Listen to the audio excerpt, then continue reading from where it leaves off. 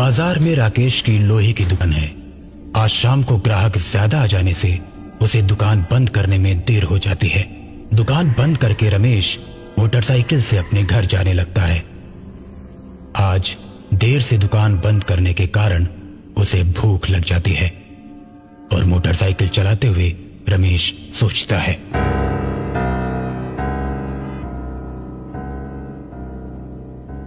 यार इतनी तेज भूख लगी है कि चक्कर आ रहे हैं। मुझे बाजार में ही रुककर कुछ खा लेना चाहिए था। अब इतनी रात को इस रास्ते पर कुछ मिलेगा भी नहीं। हे भगवान, काश कुछ खाने को मिल जाता तो कितना अच्छा होता। तभी राकेश को रास्ते पर एक पानी पूरी का स्टॉल दिखाई देता है। राकेश आश्चर्य में पड़ जाता है। अरे वाह, ये तो कमाल हो गया। यहाँ तो पानी पूरी का ठेला है, लेकिन इतनी रात को ये पानी पूरी वाला यहाँ क्या कर रहा है? चलो मुझे क्या, मुझे तो कुछ खाने को मिल गया। राकेश पानी पूरी वाले के पास अपनी मोटरसाइकिल खड़ी करके उससे पूछता है, क्यों भैया, इतनी रात को पानी पूरी की दुकान खोलकर बैठे हो? कोई ग्राहक आता है क्या? मेरी दुकान रात में ही खुलती है और जो कोई भी रात को भूख से परेशान होकर भटकता हुआ आता है उसे मैं पानी पूरी खिलाता हूँ। ठीक है भैया, फिर फटाफट मुझे 3 प्लेट पानी पूरी खिला दो। बहुत जोर की भूख लगी है। 3 प्लेट क्या, 4 प्लेट खाओ, 4 प्लेट।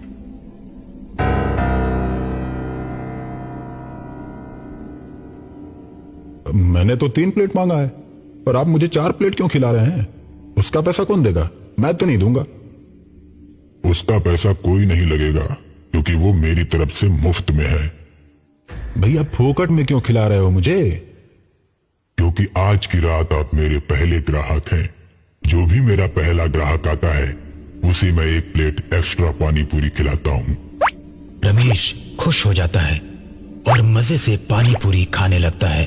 पानी पूरी खाते खाते अचानक उसकी नजर पानी पूरी वाले के पैर पर पड़ती है। रमेश डर जाता है। रमेश ये बात जानता था कि भूतों के पैर उल्टे होते हैं। उसके बाद रमेश अपनी प्लेट में देखता है तो पानी पूरी में पानी की जगह खून भरा होता है। ये देख रमेश और डर जाता है और कांपने लगता है। रमेश को कांपता देख पानी पूरी वाला बोलता है, क्यों भाई, क्या हुआ? डर लग रहा है क्या? खाओ खाओ, अभी तो और खाना बाकी है।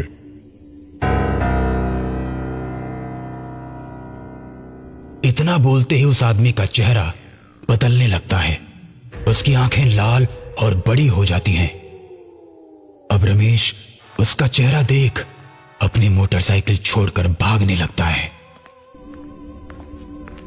कहाँ जा रहे हो?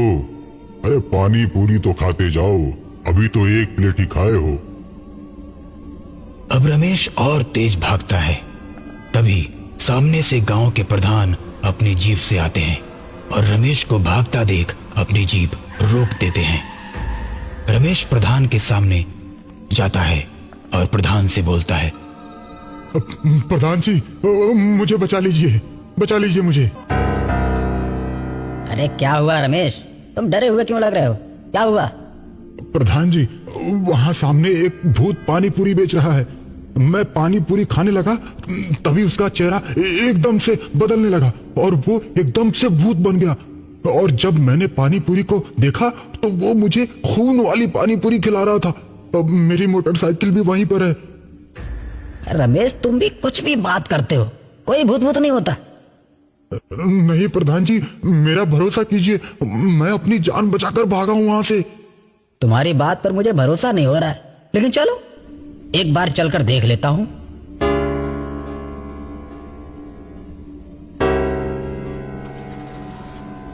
रमेश जीप में बैठकर प्रधान को पानी पूरी के ठेले वाली जगह पर ले जाता है, लेकिन वहां जाने के बाद उसे कोई भी ठेला और आदमी नजर नहीं आता।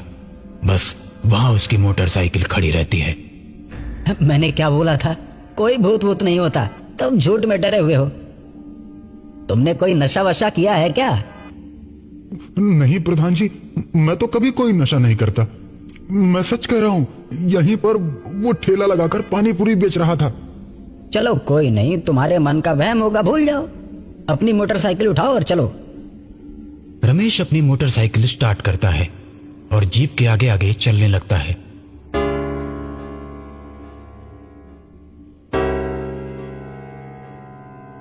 कुछ दूर चलने के बाद रमेश को आगे कुछ दिखाई देता है। अचानक वो अपनी मोटरसाइकिल रोक देता है। रमेश को रुकता देख प्रधान भी अपनी जीप रोक देता है। अरे अब क्या हुआ, रुक क्यों गए? चलो।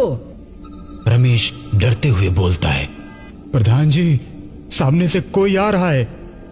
इतनी देर में वो पानी पूरी वाला रमेश के आगे आकर खड़ा हो जाता है और रमेश की गर्दन पकड़कर कहता है, मैंने तुझे कितनी बार कहा कि पानी पूरी खाकर जा, लेकिन तूने मेरी एक नहीं सुनी। और जो मेरी बात नहीं मानता मैं उसे जिंदा नहीं छोड़ता। अब तुझे मारकर तेरे ही खून से पानी पूरी बनाकर कल दुकान लगाऊंगा।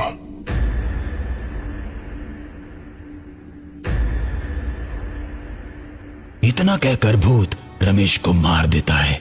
अब भूत को देखकर प्रधान डरकर जीप छोड़कर उल्टे पैर भागने लगता है और तभी प्रधान के आगे वो भूत खड़ा हो जाता है और उससे बोलता है, क्यों प्रधान, तू तो अपने आप को बहुत बड़ा महान समझता है।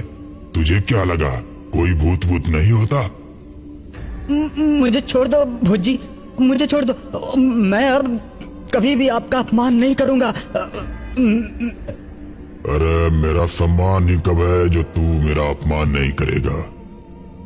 सारी दुनिया मुझसे डरती है, मुझे किसी के सम्मान की जरूरत नहीं।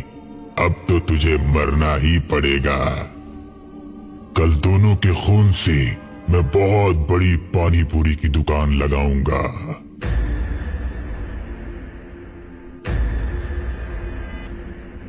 इतना कहकर भूत प्रधान को मार देता है